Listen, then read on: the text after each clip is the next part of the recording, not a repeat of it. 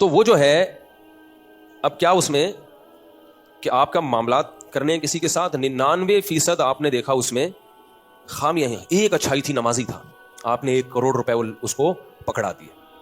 بھائی آپ پرلے درجے کے بے وقوف ہو. جب معاملات کیے جاتے ہیں تو پھر اس خامی کو فوکس کیا جاتا ہے, دائیں بائیں نہیں, اس خامی کو فوکس کیا جاتا ہے جس کا معاملات سے تعلق ہے. کاروبار بے نمازی کے ساتھ ہو جائے گا, اب اس میں خامی تھی, بے نمازی تھا, وہ مارتا دھاڑتا ہے, چیختا چلاتا ہے, بہت کچھ ہے, لیکن پیسوں میں کیا ہے, 1 نمبر. اس کا ریکارڈ ہے, آج تک کسی کا 1 روپیہ نہیں کھایا.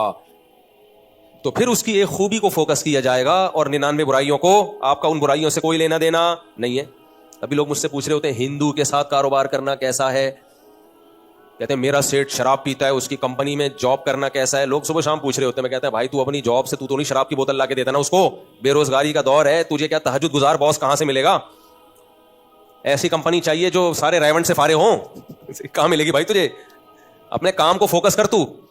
پھر مجھے کہتے ہیں تقوی کا تقاضا کیا ہے, تقوی کا, میں کہتا ہوں اس زمانے میں فتوے کے تقاضے پہ چل لے, تقوی کے تقاضوں کو چھوڑ دے. اتنا تقوی تو افورڈ نہیں کر پائے گا.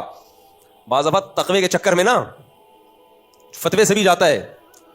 اب یوٹیوب کی ارننگ میں بھی لوگ کہتے ہیں نا تقوی کا تقاضا کیا ہے, فتویٰ تو یہی ہے کہ جائز ہے, تقوی کیا ہے. تو میں لوگوں سے کہتا ہوں تم فتوے پر عمل کر لو. اس زمانے میں تقوی پہ گئے نا تو جب غربت آئے گی تو جو فرائض واجبات ہیں نا فتوے, وہ ان سے بھی جاؤ گے, ان سے بھی جاؤ گے, بیڑا ہی غرق ہو جائے گا. ہم نے دیکھا ہے, خالی ہوائی باتیں نہیں کر رہے, بڑے بڑے لوگوں کو ہم نے دیکھا تقوی کے تقاضوں پہ چلنا شروع کیا تو تقاضا ہی بند ہو گیا, قبض یعنی قبض ہو گیا, ان کو تقاضا ہی نہیں آ رہا. کہہ رہے مجھے آ کے کہتے ہیں بہت دن سے مفتی صاحب تقاضا نہیں ہوا. سمجھ رہے کیوں بھائی, ڈپریشن ہے, ٹینشن ہے. کس بات کی ٹینشن ہے, بے روزگاری ہے. تو فتویٰ تقویٰ کی بحث اپنی جگہ ٹھیک ہے, لیکن اس زمانے میں کبائر سے بچ لو, کبیرہ گناہوں سے. قرآن کیا کہتا ہے, ان تجتنبوا کبائر ما تنہون عنہ نکفر عنکم سیئاتکم, اگر تم کبیرہ گناہوں سے بچو گے اللہ چھوٹی موٹی خطاؤں کو معاف کرے گا. اعصاب کمزور ہیں لوگوں کے, ذرا سی ڈپریشن برداشت کرنے کی طاقت نہیں ہے, تو اپنے آپ کو تقوی کے چکر میں آزمائشوں میں نہیں ڈالے انسان. یہ بہت حوصلے والے لوگوں کا کام ہے. آج کل آزمائشیں ہیں, پھر خود برداشت کر لو گے, بیوی بچے کیسے برداشت کریں گے, یا تو وہ سارے تقوی والے ہو نا. لوگ مثال دیتے ہیں نبی صلی اللہ علیہ وسلم کی, بھائی آپ صلی اللہ علیہ وسلم کے گھر 40 دن چولہا نہیں جلتا تھا, تو یہ حوصلہ نبی کے اندر بھی تھا اور آپ کی ازواج میں بھی تھا. آپ اپنے اندر حوصلہ اگر پیدا کر بھی لوگے, بیوی بچوں میں کون حوصلہ پیدا کرے گا, وہ رہیں گے ہے بھائی, بولیں گے تقوی فتوے میں.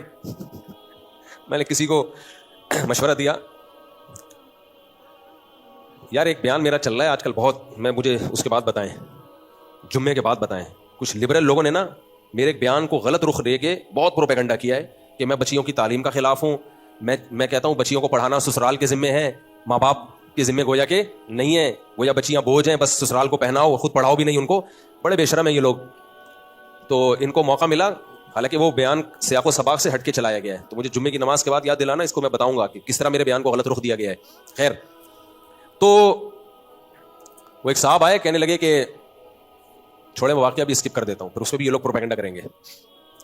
یہ جو شارٹ کلپس ہیں نا اکثر میرے نہیں ہوتے, ہمارے چینل سے آ بھی نہیں رہے ہوتے. یہ ٹک ٹاکرز, ہمارا ٹک ٹاک پہ کوئی اکاؤنٹ ہی نہیں ہے, تو وہ انہوں نے بہت ساری چیزیں دائیں بائیں سے کاٹ کے چلا رہے ہوتے ہیں.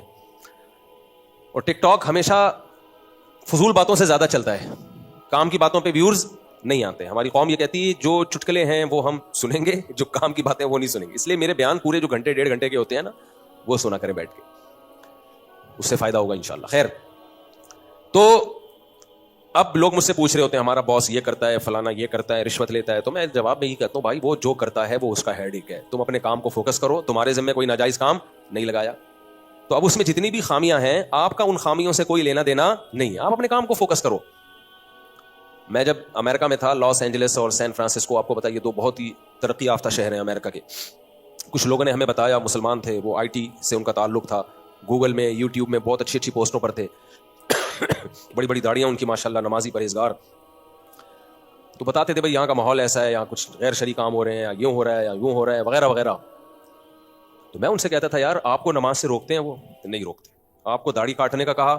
نہیں کہا. آپ اپنے کام کو فوکس کرو, کیونکہ اگر مسلمان اسٹرائک کر کے بیٹھ جائیں گے کہ یہاں یہ ہو رہا ہے یہاں یہ ہو رہا ہے, تو اس سے ان کا نقصان نہیں ہے, نقصان کس کا ہے؟ مسلمان کا, اسلام کا. ٹیکنالوجی میں مسلمانوں کو غیر مسلموں سے آگے بڑھنا چاہیے.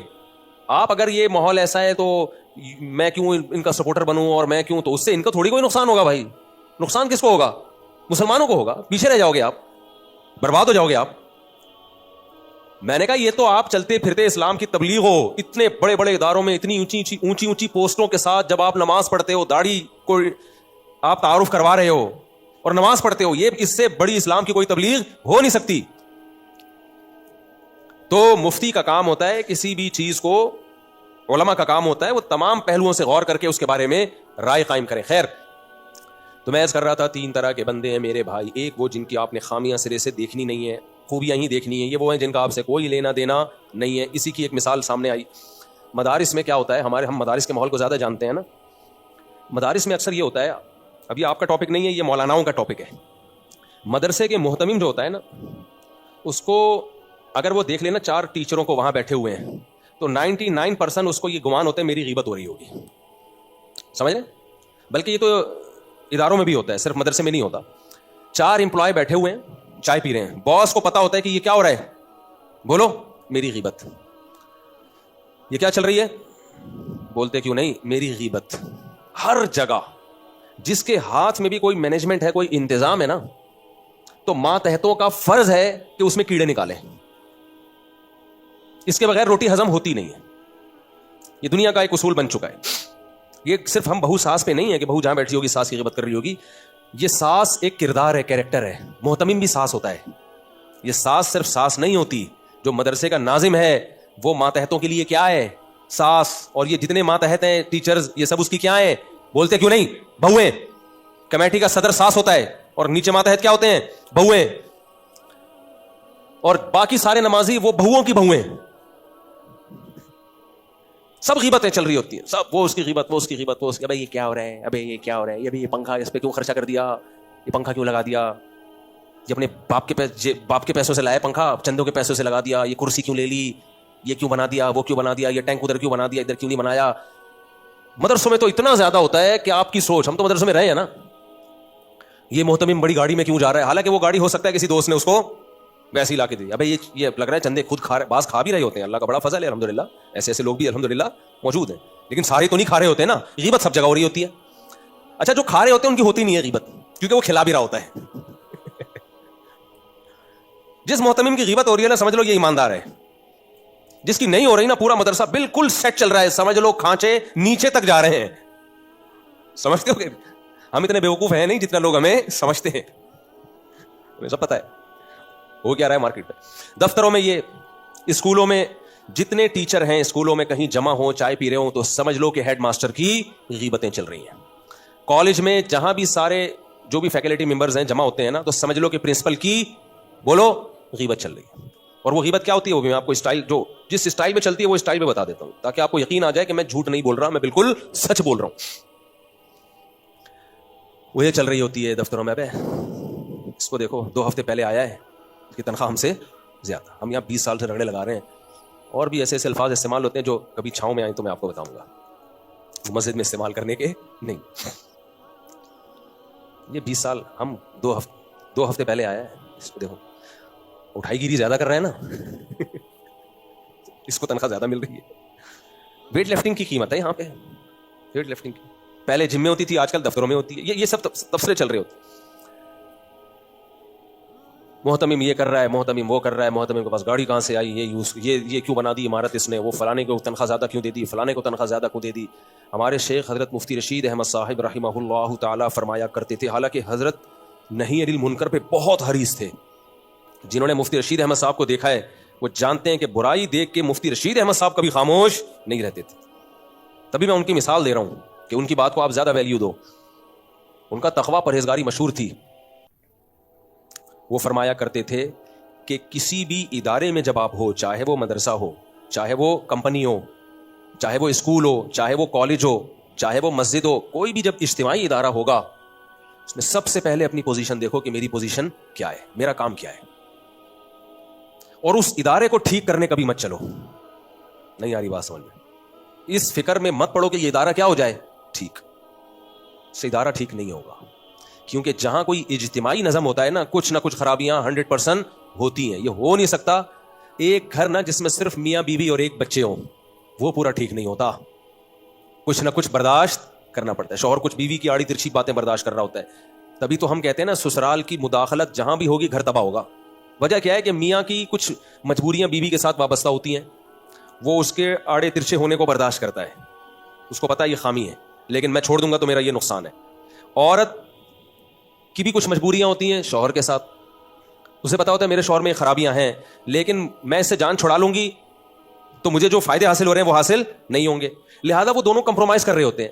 جب بھی کوئی تیسرا کباب میں ہڈی بنتا ہے, چاہے وہ شوہر کی ماں ہو, شوہر کا باپ ہو, شوہر بیوی کی ماں ہو, بیوی کا باپ, اس کے بھائی, اس کی بہنیں, تو وہ خامیاں دیکھ رہے ہوتے ہیں کیونکہ ان کی کوئی ضرورت دونوں سے وابستہ نہیں ہوتی. ان کو کوئی نقصان نہیں ہوتا کہ یہ دونوں میں علیحدگی ہو جائے, ان کا کوئی کچھ نہیں جا رہا ان کا. لہذا ہمیشہ کباب میں ہڈی کون بنتا ہے؟ طلاق دلوانے میں زیادہ کردار کس کا ہوتا ہے؟ رشتہ داروں کا. تبھی میں جو میاں بیوی ہوتے ہیں کو بولتا ہوں ڈالو ہی نہیں بیچ میں رشتہ داروں. سمجھتے ہو کہ نہیں سمجھتے؟ کیونکہ وہ آپ کی مجبوریاں تھوڑی ہوتی ہیں کہ ان کے کس پہ کیا گزرے گی, کیا ہوگا, وہ تو دیکھ رہے ہوتے ہیں یہ خرابی تو یہ کیوں برداشت کر رہے ہو, ہم تو ایسے نہیں تھے. اب ساسیں اکثر کہہ رہی ہوتی ہیں ہم نے تو تمہارے ابا کی ایسی خدمت کی ہے, کھڑے رہتے تھے بت بن کے ان کے پاس. جب بولا یعنی ان کو بتانے کی بھی ضرورت نہیں پڑتی تھی کہ چائے چاہیے, ان کے موڈ دیکھ کے پتا چلتا تھا ٹھنڈے پانی کی ضرورت ہے یا گرم پانی کی ضرورت ہے. ان کو موڈ سے پتا چلتا تھا, بہت ٹھنڈے ہیں تو گرما گرم پلا دو تاکہ تھوڑے ہیٹ پہ آ جائیں گے, اور بہت گرم ہوئے تو کیا پلا دو, ٹھنڈا پانی. ہم تو ان کے موڈ سے اندازہ ہو جاتا تھا.